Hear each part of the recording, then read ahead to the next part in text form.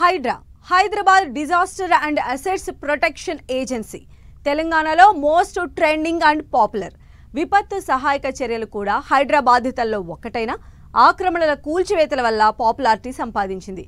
హైడ్రా స్ఫూర్తితో ఏపీలోనూ అలాంటి సంస్థ పురుడు పోసుకోబోతోందా అనే డౌట్ వస్తోంది. తాజాగా వైజాగ్లో వైసీపీ రాజ్యసభ సభ్యుడు విజయసాయిరెడ్డి కుమార్తెకు చెందిన ఆక్రమణల తొలగింపుతో సందేహాలు మరిన్ని ఎక్కువయ్యాయి. నిజంగా ఏపీలో ఆక్రమణలు, భూ కబ్జాలపైన ఉక్కుపాదం మోపేందుకు ప్రత్యేక సంస్థను తీసుకొస్తున్నారా? ప్రభుత్వ ఆలోచన ఏంటి? తెలంగాణలోని హైడ్రా ఏపీలో వైడ్రాగా మారబోతోందా? Visakha disaster and assets protection ఏజెన్సీగా మారబోతోందా? ఈ దిశగా ప్రభుత్వం అడుగులు వేస్తోందా అంటే అవుననే సమాధానమే వినిపిస్తోంది. ఈ ప్రచారానికి తగ్గట్లు ఏపీలో కూల్చివేతల ఎపిసోడ్ ప్రారంభం అవడంతో వైడ్రా అనధికారికంగా పనిచేయడం స్టార్ట్ చేసిందనే టాక్ వినిపిస్తోంది. ఏపీలో గత ప్రభుత్వం నుంచి కూల్చివేతలు కామన్ అయిపోయాయనే అభిప్రాయం ఉంది. అయితే గతంలో శుక్రవారం అర్ధరాత్రి నుంచి ఆదివారం అర్ధరాత్రి వరకు కూల్చివేతల ఎపిసోడ్ ఉండేది. ఇప్పుడు మాత్రం కోర్టు అనుమతులు, అధికారుల నోటీసులు వంటి నిబంధనలు పాటిస్తూ చట్ట ప్రకారం కూల్చివేతలకు దిగుతున్నారని అంటున్నారు.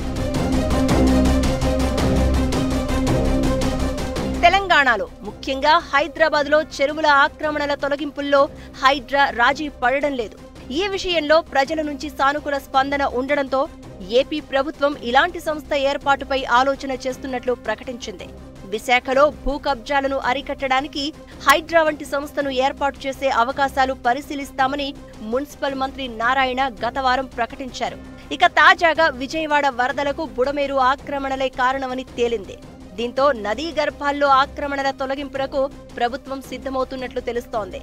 డిప్యూటీ సీఎం పవన్ కళ్యాణ్ కూడా హైడ్రా పనితీరును అభినందించడంతో ఏపీ ప్రభుత్వం విశాఖ, విజయవాడ నగరాలకు సంబంధించి వైడ్రా ఏర్పాటు చేస్తుందా అనే చర్చ జరుగుతోంది.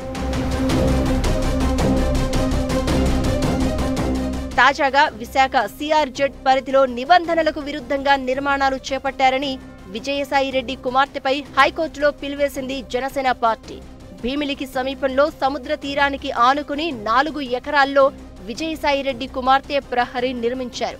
సిఆర్జెడ్ నిబంధనల ప్రకారం సముద్ర తీరంలో కాంక్రీటు నిర్మాణాలు చట్ట విరుద్ధం.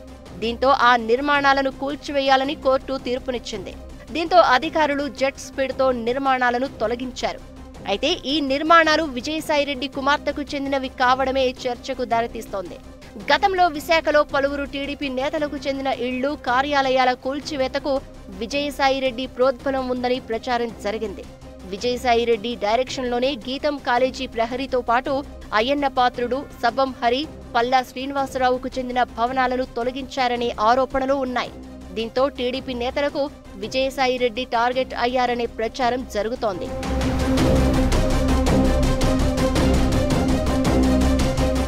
హైకోర్టు తీర్పుతో విజయసాయిరెడ్డి కుమార్తె నేహారెడ్డికి చెందిన ఆక్రమిత స్థలంలో నిర్మాణాలను తొలగించినా మున్ముందు వైసీపీ నేతలకు చెందిన ఆస్తులపై మరిన్ని చర్యలు ఉంటాయనే ఊహాగానాలు వినిపిస్తున్నాయి.